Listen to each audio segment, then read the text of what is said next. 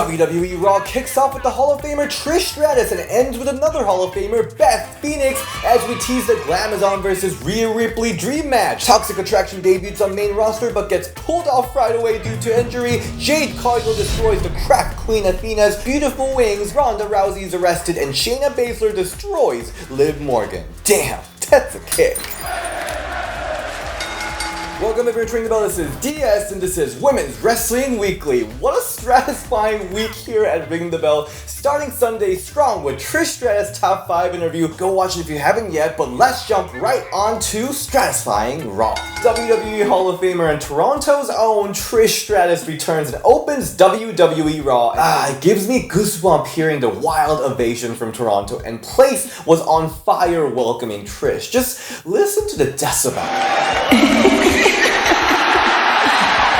She says it feels great to be back home and that she's been thinking having a major announcement, but it is interrupted by Bayley, Io, and Dakota, who come out to disrespect Trish as a relic of the past. And I'm like, damn, Trish's heels are so high here, I don't know if she'll fight them. Cue Bianca Belair, EST the Raw Women's Champion, coming out telling Bayley she's not even in the same stratosphere as Trish and that she's here only because of Trish. Trish then says she is retired, but she can always make it to she was retired, taking off her jacket, and damn, she looks good. And then she invites someone to the ring, and I was like, is it gonna be Lita, the team bestie heading into the tournament? But it was Alexa Bliss and Asuka basically jumping onto their tag tournament match. So we start Io Sky and Dakota Kai versus Alexa Bliss and Asuka, and we've been waiting for this moment for a very long time. Asuka and Io Sky finally touches. I don't think Toronto got the note. They were a bit quiet for this epic moment, but I was popping really hard at home, and I think Io is 100% synchronized, adapted to main roster mindset. That piercing dropkick always gets me so excited. I also loved seeing double DDT from Alexa Bliss on Io and Dakota. The selling here were so different, but they were both so good. And after an intense back and forth between Asuka and Dakota, Dakota tags Io without Asuka knowing, and Asuka gets confused thinking she won when Dakota taps to Asuka lock. Io, the legal person, comes in to roll Asuka up for the win, heading into the finale. Smart ending keeping Asuka and Alexa strong. Dumb that they did the same exact stuff literally a couple days ago at SmackDown. Just a couple days ago with Natalya not knowing JC was the legal one. I'm just saying, even Natalya tweeted about it. Still a really fun match. I'm very satisfied, but it still left a lot to be desired, so we'll have something to enjoy at Cardiff. Although, let's be 100 here. Let me keep it 100 with you. I don't know, I think I got way too excited about Trish taking the jacket off. I legit thought she was wrestling tonight, at least in some cute tag match. Coming back here tonight and not getting my butt kicked was nice. And they played me later in the night again when backstage Bayley, Io, and Dakota approach Aaliyah backstage and ask her where her partner Raquel tonight. And Trish Stratus popped up and I was like, oh my god, Trish is gonna tag with the fellow Torontonian Aaliyah, it's gonna be amazing, but no, it was just building for Bayley versus Aaliyah singles match, which is kind of random, but Aaliyah crying in the ring was actually so cute. Like, she was crying. This was also Bayley's first match back. What did we think of her gear? I love the pants, but maybe the top seemed a little bit boring. I thought this would be a quick squash to solidify the leader, Bayley, but no, Aaliyah surprisingly got a lot of offense in. I think this is a new trend. There's no quick squashes anymore, not in WWE, not in AEW, as we'll talk about later. There were tons of references in this match to fellow Canadian Gail Kim, Trish Stratus with the wheelbarrow bulldog and the pointing that Trish invented, and of course the double knee for Sasha Banks. I was also surprised at how calm Bayley was in this match compared to how unhinged she was everywhere else. I legit thought Bayley was going to be full in Natalya and talk throughout the entire match, but no, she gets very serious for matches. At the end, Bayley monkey flips Aaliyah and hits her with the finisher, Rose Plant, picking up the win. Happy for Aaliyah for getting this much offense in Bayley, but I do wish Bayley was more of just a menace in this match. Like, seeing this match, I don't think she'll pose much threat to Bianca, Asuka, and Alexa, right? Either way, it was a pleasant surprise to see Aaliyah go so hard like this, so I'll say Stratusfied. And closing the show was another Hall of Famer, Beth Phoenix, who was watching her husband Edge's match from the crowd, and after a heated main event where we saw Edge defeat Damian Priest, Edge is low-blowed by Rhea Ripley and attacked by Finn Balor, but Beth Phoenix, the Glamazon, comes in with a steel chair to confront the Judgment Day as Raw closes. Oh man, we all wanted this to happen, but WWE really pulled it together, organically having Beth get involved. And yeah, we know how much Rhea idolizes Beth Phoenix, so this will be a dream match for everyone. I think they can start out with the mixed tag match at Cardiff, and maybe we can build for an eventual one-on-one match. If you follow my social media, you know how much of a foodie I am. That's why I'm so happy to be sponsored by HelloFresh. I've been eating so good. Because HelloFresh delivers fresh quality produce from the farm to your door in less than a week, so you can enjoy the delicious flavors of the season right from your home. So look what I made. I made cherry balsamic pork chops and curried chicken for date nights, and they were such a hit. But also they're a lot more affordable than eating out, as HelloFresh is up to 72% cheaper than dining at a restaurant or grocery store shopping. Seriously, these dishes are so delicious, and what's also great is that you can customize your box by swapping out one protein or side for another, upgrading for a more luxe experience, or adding protein to a veggie meal, which means more choices, more variety, and more meals truly tailored to you. I picked their fit and wholesome recipe because I'm so sick of eating tofu and chicken breast every day. They make it so easy to eat well without sacrificing flavor, so I can maintain my goal of one day maybe being happyless, but still eat delicious food. Go to HelloFresh.com and use code RINGTHEBELL16 for 16 meals across 7 boxes and 3 free gifts. Did you hear that? 16 free meals and 3 free gifts if you use code RINGTHEBELL16 at HelloFresh.com. That was my oven. I'm gonna go cook honey thyme pork tenderloin. I'm so excited.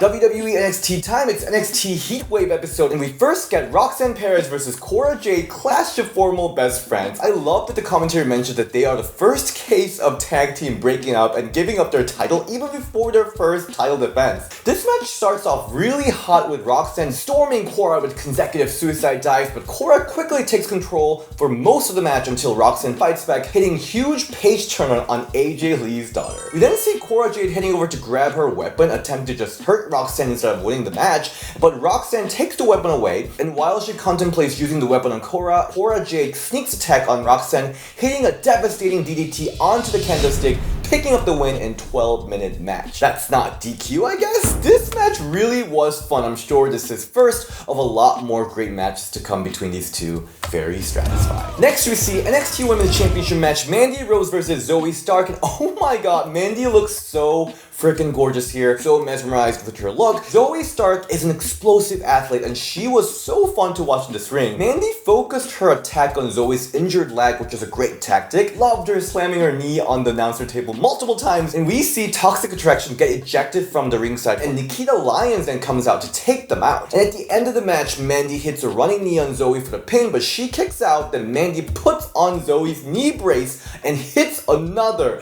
devastating running knee on Zoe Stark to pick up the win in 12-minute match. That's not DQ, I guess? Yeah, this was a really fun match between the two. I love seeing Mandy grow as a competitor day by day. Yes, her moveset might be more grounded, but I think she really found ways to create drama and antics for these big championship matches. I really appreciate it. Although I do not know who's going to be finally unseating Mandy Rose of her championship, but I'm very Stratusfied with this match. Who could it be? I really can't tell. Backstage, we saw some interesting stuff happen. We see Indy Hartwell receive a love letter from returning Dexter Lumix, which was very cute. But NXT UK's Blair Davenport debuts and rips up a letter, then introducing herself as the future NXT Women's Champion. We also see Lights Out match announced between Tiffany Stratton and Wendy Chu, and I'm sure this match will be amazing. Let's move to AEW Dynamite. We got Kylie King versus the #1 contender Toni Storm, as AEW Women's Champion Thunder Rosa is watching this match backstage. I believe this is Kylie's first match back in 2022. I haven't seen her in a while, and I forgot how tall she is. She was towering over Toni the whole match, and she surprisingly put on a huge challenge to Toni Storm, reversing a lot of Toni Storm's signature moves from the start. I think the purpose of this match is to build Toni Storm up as a credible contender again. King was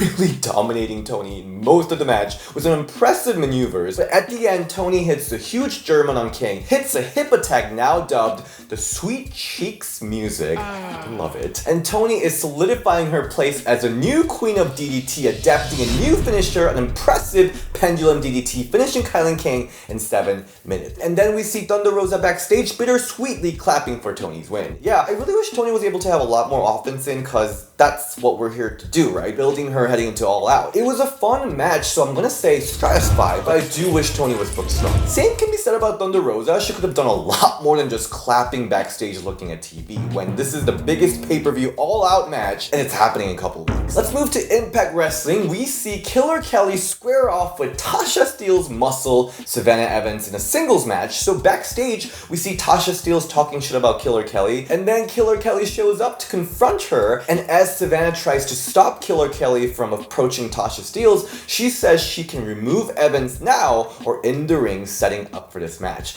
This was a great match to solidify Killer Kelly's character. Savannah Evans is a big monster of Impact Wrestling, and she was able to hit Kelly with some big moves, but at points, she almost looked like she was enjoying them. Killer Kelly's whole demeanor, her looks, the body language was so weird and uncomfortable and so deadly, it was absolutely amazing to see. And at the end, she locks in a killer crotch to tap out Savannah Evans in 4 minutes. Yeah, this was really great. I'm very Stratusfied. Knockouts division really have so many great talents. It's such a treat to see. Backstage, we see Rosemary, Taya Valkyrie, and Jessica talking about them losing the tag title. And then we learn that Jessica will be getting her first match as this Jessica character next week. I got to watch the taping of this match in Chicago, and I have to tell you, you guys will all fall in love with her. She is so sick. We also see all new Knockout champions interact backstage where Vex teases Jordynne Grace that she had the shortest tag team reign ever. Then Mia Yim shows up out of nowhere, then challenges Vex for the tag team championship with Jordynne Grace. This was kind of a random match, especially after losing last time that they faced each other, but we all know the match itself will be great. AEW Rampage time, we first see backstage segment for Britt Baker and her friends. They are upset that they're not booked for All Out, which now makes me think that she might be booked after all. Then she says Thunderstorm is the most toxic, wink wink, tag team ever. I can't think of a more toxic tag team in all of professional wrestling. And basically rips apart how ridiculous this feud and build has been between Thunder Rosa and Toni Storm. Britt Baker, always walking the fine line between the reality and storyline, but I'm most interested to see if Britt will indeed be off of All Out card. We then see a match between Athena and another returning AEW star, Penelope Ford. Yes, I missed her so much, and this match I enjoyed a lot. Athena, as always, is on point. Super exciting to see in the match, and her chemistry with Penelope, who's also extremely exciting in the ring, was just so great. Penelope pulled out all her cool moves that I love so much, and also so much sass. At one point, she was just licking Athena, which was so weird, but I loved it. By the way, AEW should really stop putting most women's matches during this picture-in-picture commercial situation. For both this and Dynamite, half the matches were during commercial break, which pissed me off. Coming back from the commercial, we see huge, and I mean huge kick from Athena to Penelope, smacking her into the guardrail, and then Athena hits the huge O-face to finish the match. Also, let's point out how homophobic it was that Kip Sabian's new gimmick is him wearing a box on that beautiful face. Like, who the f***'s idea is that? I need to fight that person right now. Post-match, baddies Kiara Hogan and Layla jump Athena and hold her while the TBS champion Jade Cargill comes out with the sledgehammer to destroy Athena's entrance wings that she herself created. The craft queen Athena will be so pissed. Let's see if this finally pushes Athena to stop acting all cute and goofy and finally get her ready to see some blood, see some vengeance, some fallen warrior shit. I love this match, I love this segment, I'm very satisfied. Let's go to WWE SmackDown. We first opened the whole show with Ronda Rousey showing up out of nowhere, and she demands to be reinstated and say that she won't leave until she gets what she wants. Adam Pearce then comes out and tells Ronda to calm down. Yeah, that will go well. Ronda then takes out multiple securities coming for her and locks in her armbar. Adam Pearce then brings police officers who eventually handcuffs Ronda Rousey and arrest her. I gotta say, I love heel Ronda Rousey. Her complimenting Adam's good haircut. Pierce, nice haircut. Was everything I needed. She's so good as heel. She's just natural as heel. And I love seeing her not give a f about anything, causing havoc everywhere. We then see Women's Tag Team Championship Tournament first round, Natalya and Sonya Deville versus, instead of Zoe Stark and Nikita Lyons, Toxic Attraction, Gigi Dolin and JC Jane, and they even air a nice promo of the two. This was a big curveball because, yeah, I think Toxic Attraction should have been in the tournament from the get-go, but this effectively made Natty and Sonya into a face team in this match, given that Toxic Attraction is heel and they were also in Canada, Natty's hometown. So that itself was so interesting. Seeing Sonya working as babyface trying to get the hot tag from Natty was hilarious, and I love seeing more and more of Goofy's side of JC. I am though still warming up on two of them, to be honest, still struggling to put my finger on what really clicks with them, but really love their heel work here. My favorite spot has to be when JC throws Sonya into the barricade where Bayley, Io, and Dakota were watching the show, and Bayley was absolutely unhinged to Sonya. Maybe you should stick to being a GM! Bayley laughing. You're done in the ring!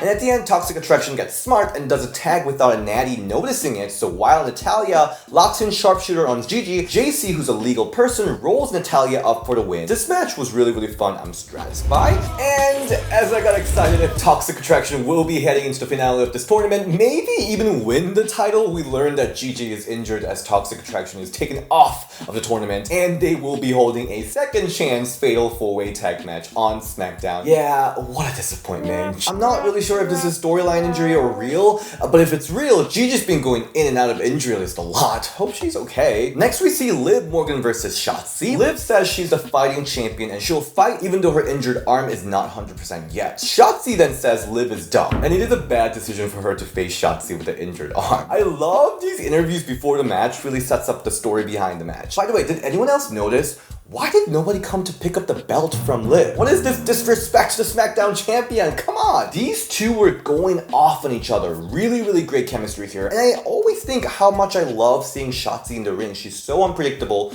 so piercing. Love that crazy DDT to the apron. That looked so deadly. And at the end, Liv hits a codebreaker and Oblivion for the win in 6 minutes. And while Liv was celebrating, Shayna Baszler attacks her from the behind and goes to torture Liv's arm. I just think it's so genius how they went from Liv versus Ronda Rousey at SummerSlam to Shayna, who's the master arm breaker, joint manipulator. Whole flow is so organic, I love it. And I also love that Shayna said that she can break Liv's arm now, but instead she just kicks Liv in her face and say that she'll break the arm at Clash at the Castle. That kick really was everything, I'm telling you. This really reminds me of how Jazz used to brutalize Trish and helped elevate her to the next level. That worked like magic in 2003, so let's see if the same tactic will work for Liv almost 20 years later. I am so Stratusfied. And lastly, we see Maximum Male Models and Hit Row clash. Maxine and BFAB didn't really interact, but maybe down the line, and BFAB performed.